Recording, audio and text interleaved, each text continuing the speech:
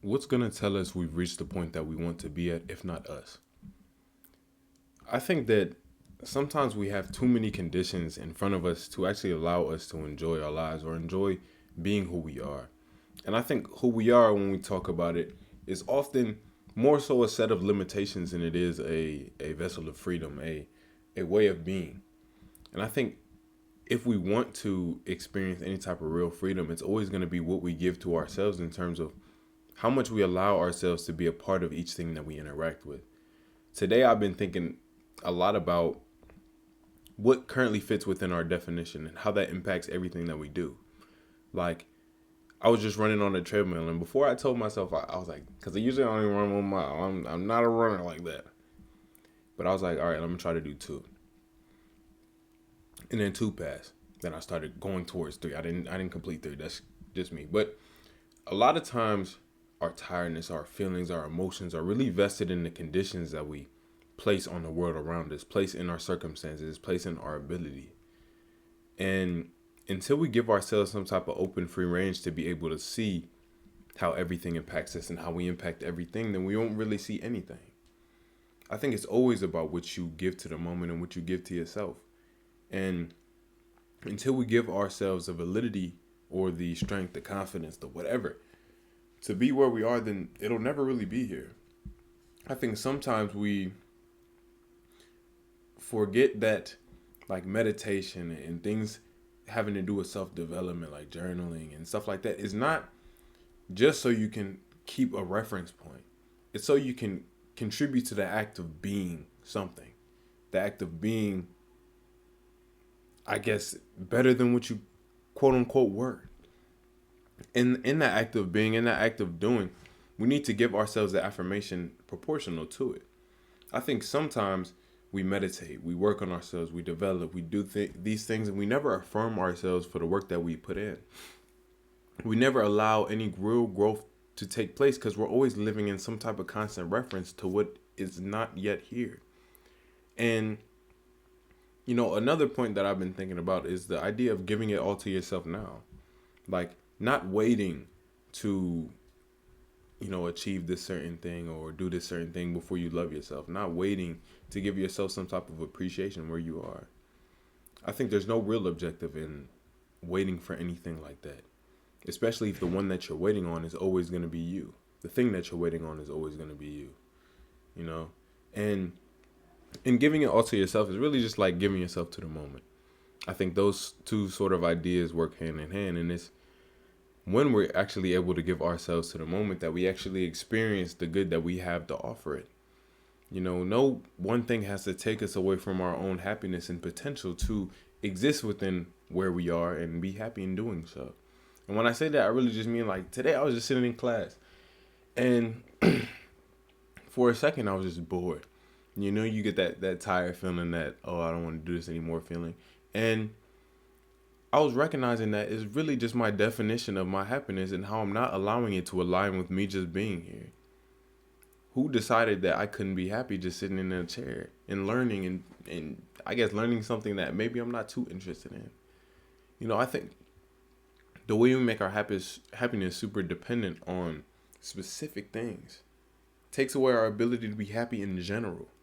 If we want some type of general feeling to perpetuate from us, to be able to have happiness or some type of positive emotion or positivity be inherent to our character or be part of who we are, then we have to allow it to be part of who we are.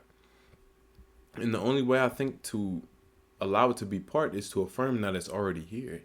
Not to affirm that it's currently impending, not to affirm that it's coming, but to affirm that it's where we are. We already have everything that we need at our disposal. And I was thinking that a lot, I think yesterday, today, maybe, I don't know. But even if I was to imagine myself maybe a year from now, I may know more information. I may have achieved more things. But since when was just that knowledge and just those achievements reason enough to take away affirmation that I could be giving myself in the present moment? Taking away what we can experience within this present moment. And, upon realizing that, I was like, well, we should basically be giving ourselves as much as we can. Truly doing what we can with what we have as much as we can. It's about sort of waking up each day and living life in reference to each day. Not allowing your past or your thoughts about the future to take away your ability to enjoy what's currently within the present. I don't think we recognize how much of our mentality and our perspective creates everything that we experience. If you are happy in and of yourself in general, then a lot of circumstances will be happy and kind. Not because you flipped them, but because they were never a certain way to begin with. We're always the ones filling in the blank. We're always the ones holding the pen and writing our story. And sometimes we just think that circumstances and events are the things writing us when we're really the ones prescribing so much value and meaning to them. And I don't mean that to say that every single thing that we experience or is experienced in the world is just something people made up. I don't mean that at all. I don't mean that to say that there's no real moral undertaking or understanding for what we actually do, but to say that we have to be the ones to sort of be intimate and appreciative of the lives that we live and give ourselves proper gratitude for what currently is within our vicinity. I think if we can't give ourselves to the moment, then there really is no moment to experience at all. If you can't sit down and allow yourself to sort of be within the moment, then there's no point in doing anything, most of the time. And I don't mean that to say that, people that can't get in the moment shouldn't be appreciating their life. Because the moment, I feel like, is a general thing. The moment is any opportunity you have to not be within your thoughts, but to actually be within the world. And I think those are the opportunities where we actually do get to experience happiness or even have the choice to align with something different. And I don't necessarily think that in your alignment with positivity, you have to ignore everything that's negative. I think what's acknowledged doesn't necessarily need to be lived in. Just because we acknowledge something is bad doesn't mean that we have to feel bad because of it, in a way. And that doesn't mean we can't feel bad because of it, but it means that we don't have to. And in recognizing our choice in the matter, I'm not saying that, we constantly have to choose, but to recognize that we do have one. But some choices are always going to be easier than others. And I think the hardest choice that we ever have to make is who we are. But I feel like once we make that choice, then everything becomes easy. Because I think when certain things don't align with our definition of ourselves, we try to make it. Like if someone tells you something about you and it's quote unquote incorrect to what you understand yourself to be, you might be at odds with them. You might try to tell them to convince them of something that you already know in and of yourself. And what is the point of truly convincing someone of something that you already know? I think sometimes in our inability to allow other people to have their own expressions, opinions, or allow the world to move in a certain way that sometimes doesn't quote unquote accommodate us, we don't give ourselves an opportunity to actually be. Instead, we, leave it subject to interpretation. Like I saw a video maybe like an hour ago, and the dude was talking about how if somebody came up to you, like, for example, my name's Ian. If somebody came up to me and was like, yo, Benjamin, what's up? I wouldn't sit there and be like, no, guys, I'm Ian. I wouldn't be talking to myself like I'm Ian. No, I'm Ian, right? I would just be like, nah, I'm Ian. You would already know, and you associate something with your identity and you know it to be true. But you know it to be true because you've accepted it to be true. And I think the same thing works with certain qualities about ourselves and certain characteristics about ourselves. And I don't even necessarily mean that with only interaction with other people in the outside world. That can be just with yourself. When exhibiting certain actions that don't really align with our character, sometimes we open ourselves back up to question. Or we never really took the questioning off the table. We never really gave ourselves a real answer. And that's why I think, some of the loops become so cyclic. Because they never really stopped. We might have put them on hold for a little bit and dressed the wound in a very special way, but we need to sort of unpack what currently is. Unpack what currently is there so we're actually able to navigate it in a way that truly benefits us. And I think the true benefit isn't necessarily in your accolades or achievements or anything like that, but in your peace of mind and your ability to be where you are. When we give ourselves a real opportunity to be where we are, I think we find so much more to actually be appreciative of. And it doesn't even become about your conscious awareness of where you are. It just becomes about being where you are and enjoying that. Simply. Like, I recognize so much how many times I don't really allow myself to mess with the moment. I wait on something else. Like, I'll wait to get out of class before I, take a deep breath and start to appreciate life again. Or I wait until I'm done with this meeting, wait until I'm done with this, part of my work. But there's no real objective in doing that. Like, why should we postpone our happiness? Why should we postpone ourselves in a way? If we can and do have the opportunity to give that to ourselves where we are. In a lot of ways, we make our own rules and conditions. We condition ourselves for our own self-love. We tell ourselves, oh, once I achieve this, then I'll give myself this. But even once we achieve those certain things, because all of us have those examples and things, we still don't give ourselves that. We wait for the next thing.